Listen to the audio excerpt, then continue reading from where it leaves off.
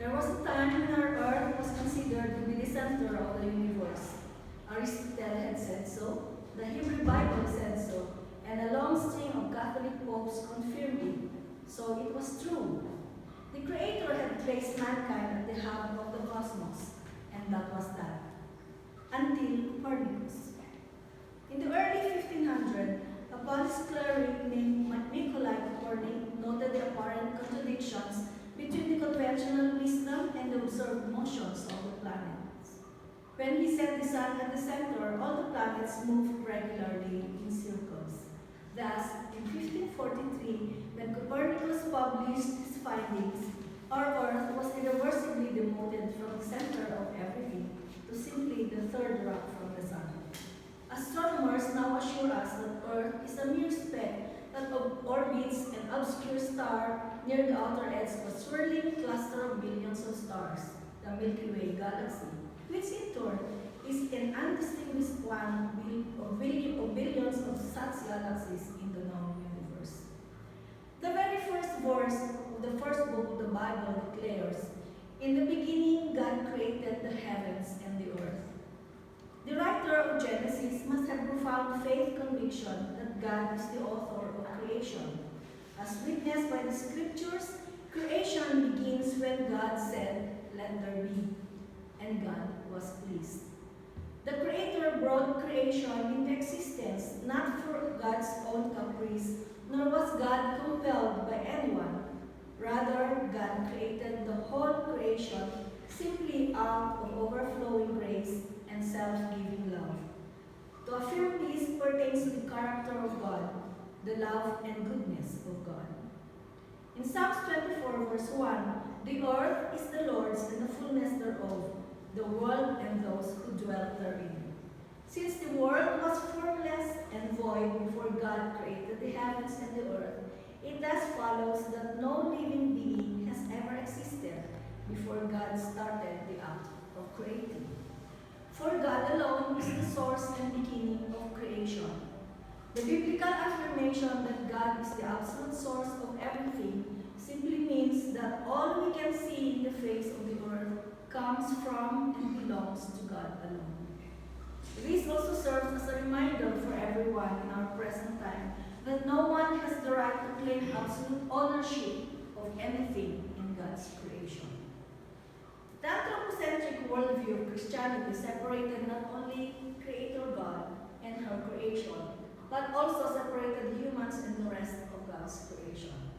It was subsequently manipulated as a tool to categorize human relationships on the basis of gender, class, race, and even hierarchical socio-political status, and thus legitimize and sustain the corrupting power of dominion and exploitation in human history. Anthropocentrism, or putting humans at the center of everything, is very much our hallmark as a species that has served us well in the past 50,000 years or so, but such thinking began to serve us badly in the last decades. We are not only stuck in our here, but we are also mired in our sense of now. The earth is not just our environment. We are the earth. The earth is us. We are part of creation, and we are called to be stewards of creation to protect ecosystems and establish just human communities in our land. This is our covenant. The commitment to work for justice and to preserve the integrity of creation are two inseparable dimensions in our Christian vocation to work for the coming of the kingdom of God in our times. I believe that exploring the mechanics and prospects of global climate change is an interdisciplinary odyssey. It involves history, archaeology, geology, physics, astronomy, chemistry, biology, statistics, and smattering of psychology and sociology. It is also not a linear quest. Sometimes one line of thinking surges ahead of the others. No single discipline can claim any monopoly on truth or error about the global climate. As a global society, our basic challenge is to make sense of the complete bulk of the current scientific evidence. Then, which is some sometimes even more challenging, respect Mother Nature's whispered messages about the future of our planetary home. The public's focus on climate change so far has been mostly political and economic. The have nations and the have-nots, scientists, environmentalists, and fossil fuel companies. Mother Nature, however, has no interest in political squabbles and economic battles. She simply does what she does and will have the final say in the climatological future of planet Earth. Climate change transcends both geographical space and human lifespans. Anthropocentric, temporal, and common sense thinking are woefully deficient tools with which to predict the future of the global climate, let alone what might be done to avoid anthropogenic climate catastrophe, should such a task even be possible. Still, we have the power to intercede. In this present world pandemic of COVID-19, can we think that this is a way nature gets our attention to finally listen to the Earth's murmurs and groans of pain? We disrupt ecosystems and we shake viruses loose from their natural hosts, so they look for a new host, that's humans. Outbreaks of animal-borne and other infectious diseases are on the rise. Pathogens are crossing from animals to humans, like the Ebola, SARS, bird flu, rabies and plagues, dengue, Marburg, MERS, Lassa fever, Nipah, Zika, West Nile virus, Lyme disease, and now COVID-19. Zoonotic diseases are linked to environmental change and human behavior. The disruption of pristine forests driven by logging, mining, road building through remote areas, rapid urbanization, and population growth is bringing people into closer contact with animal species they may have never been near before. This leads to transmission of disease from wildlife to humans, which is a hidden cost of human economic development. Simpler systems get an amplification effect. Pathogens are everywhere, and they can evolve and mutate. And worse, they have no species boundaries. The demand for wood, minerals, and resources leads to the degraded landscapes and ecological disruption that drives diseases. Humanity's destruction of biodiversity creates the conditions for new viruses and diseases to arise, with profound health and economic impacts. They say that our quarantine measures as response to the COVID-19 pandemic is the solution to our environmental pollution. It is true that there has been a huge decline in air pollution over major metropolitan areas, lower nitrous oxides and carbon dioxides. After this pandemic, can we return to normal? Let us see first several other effects of this COVID-19 pandemic. Responses to the pandemic has led to the abandonment of many environmental sustainability programs like recycling programs, sorting waste for fear of the virus, relying on single-use plastics, banning recyclable cups and other containers, online purchases, and meal deliveries. There is increase in medical waste like masks, gloves, and personal protection equipments. In Wuhan alone, they increased from 50 tons to 200 tons per day during the peak of infection. Is mass isolation leading to a reduction of climate change effects? It is not a sustainable cleanup of the environment. Unemployment has increased and we need trillions to restore the economy. Economic downturn and quarantine have hit the poor the hardest, especially those with no employment insurance, those who live paycheck to paycheck, and those without social safety nets. Accepting deaths of the vulnerable and extreme restrictions on everyday life is not a realistic or reliable way to fight climate change. The psychological effects of the lockdown response are something else. Humans are social animals and therefore naturally look for human interaction. People who get infected with COVID-19 do not get the care they need from their families. And when they die, they die alone. One's cultural practices in death and grief are not given. Even pastoral care is restricted. How do you overcome grief in this time of quarantine or lockdown? Following mandatory lockdowns, countries will be focused on restarting their economies by funding industrial activities, while individuals will want to travel. This in turn will reverse what beneficial environmental effects risen from the pandemic response as experienced during the financial crash of 2008. Knowledge of this new virus has been there since September 2019, and yet that knowledge has been suppressed and ignored. Learning from other countries that have experienced the effect of this killer virus should have led us to restrict our borders and prepare our health department. But no, we welcome tourists right from where the virus came from, despite having persons under investigation already. Pogos continue to operate, and the Chinese workers are free to roam around and be tourists with military escorts to this day. Our government responded with, sampalin ko yung COVID virus na yan. We might hurt the feelings of China. Lockdown without preparation, military response, stay home, sumunod na lang kayo. Emergency powers to get more funds, threats and arrests, and other gibberish pronouncements in the middle of the night. They have the money.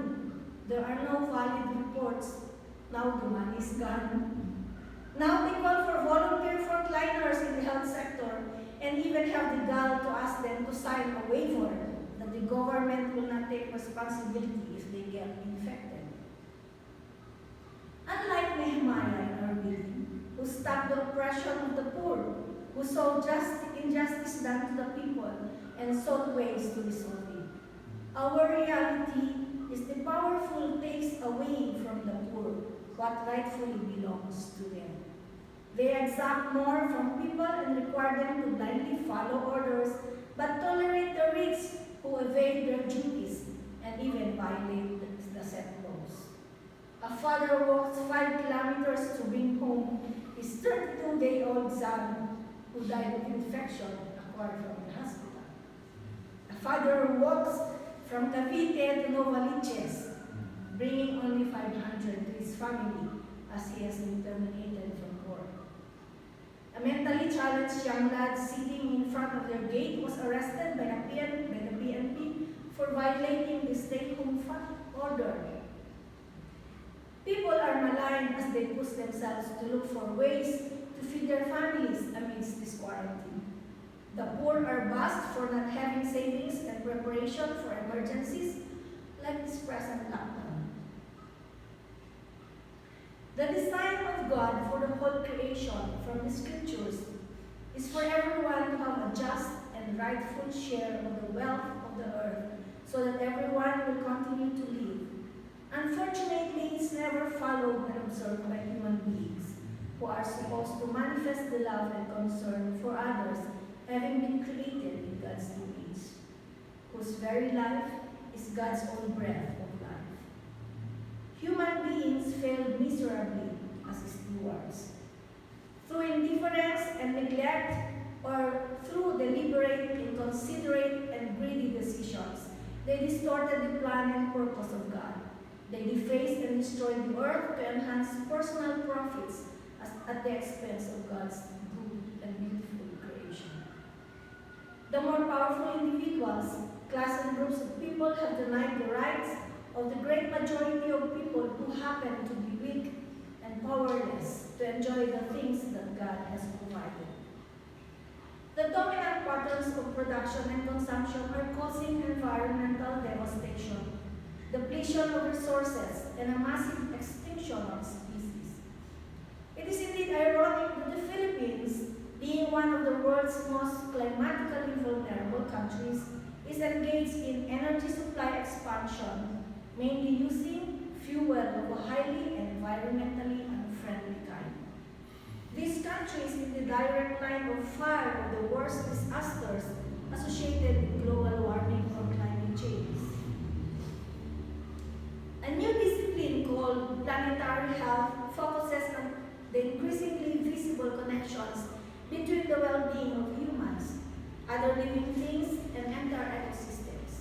We need to think about global biosecurity, find the weak points, and bolster provision of health care everywhere. We are in an era of chronic emergency. Diseases are more likely to travel further and faster than before, which means we must be faster in our responses. It means investments, change in human behavior, and it means we must listen to people at community levels. Solutions must start with education and awareness. Rethink urban infrastructure, long-term effort calls for overhaul of current approaches to urban planning and development. We must be prepared. We need mitigation plans to take into account the worst possible scenarios. The resilience of the community of life and the well-being of humanity depend upon preserving a healthy biosphere with all its ecological systems, a rich variety of plants and animals, fertile land, and abundant seas. Our planet cannot be commanded to fix itself. The spirit of human solidarity with all life is strengthened when we live with reverence for the mystery of being, gratitude for the gift of life, and humility regarding the human place in nature.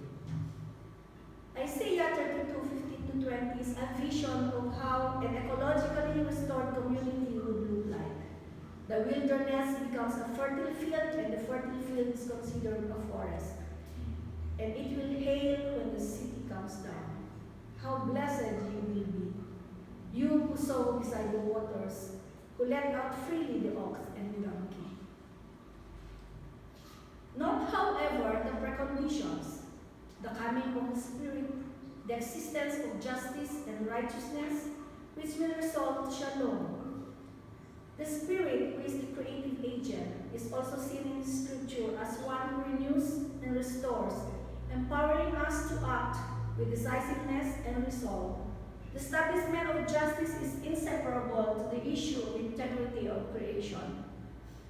How can there be laws in favor of the peasants when the lawmakers are the landowners?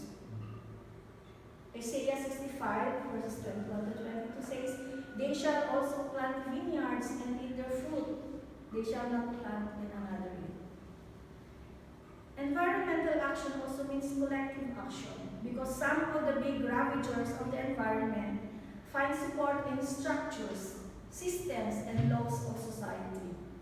The confrontation is between those who are committed to make our presently inadequate social, economic, and political institutions equal to the task of repairing our ravaged environment, as against those whose first and enduring allegiance is to private profit and corporate power, and the political institutions which stand guard to protect and preserve that profit and power.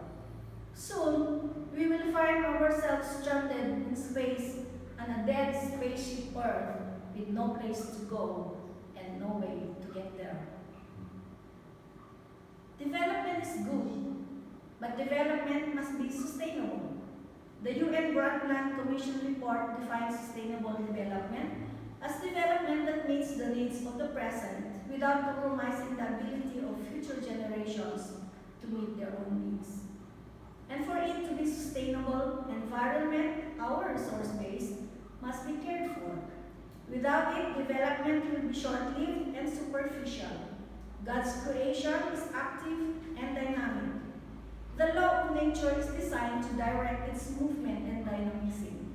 All believers in God, the Creator, have a moral and ethical obligation of doing something that would lead to the restoration of the original beauty of creation, which used to be pleasing in the eyes of God. Why does everyone panic over COVID-19, but are blind and deaf to earth groaning in pain? Let me ask again, after this pandemic, should we get back to normal? No.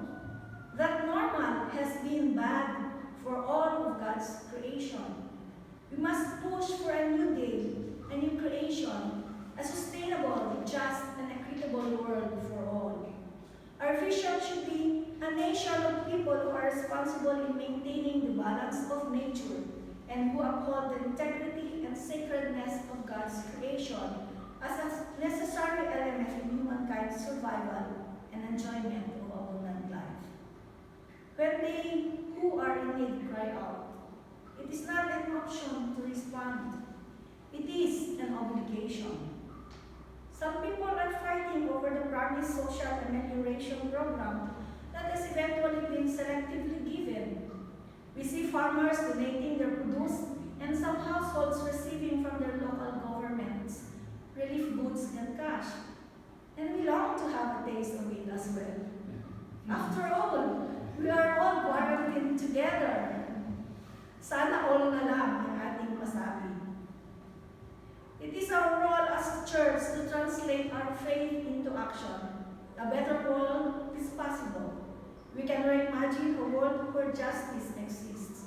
We need to acknowledge our complicity in our sins and actively work towards a better world. Let's join hands together with the enabling of the Spirit to make the wilderness into fertile land, where justice and righteousness reign supreme, and where shalom abides.